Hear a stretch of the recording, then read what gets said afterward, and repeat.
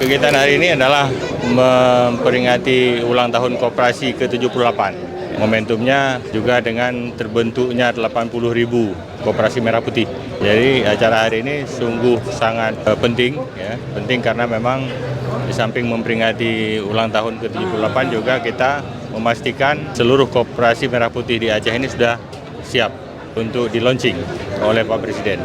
Aceh sudah terbentuk 6.473 Koperasi Merah Putih di seluruh Aceh, ya.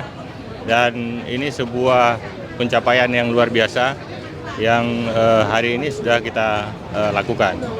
Dan mudah-mudahan koperasi ini setelah terbentuk, kan bukan hanya terbentuk lembaganya, tapi juga substansinya adalah bagaimana kemudian peningkatan ekonomi masyarakat khususnya desa-desa itu dapat tumbuh, ya.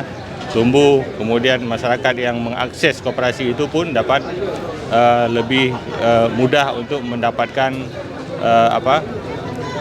seperti sembako, ya, sembako dan bahan-bahan pokok lainnya yang memang menjadi domain dari Koperasi Merah Putih ini.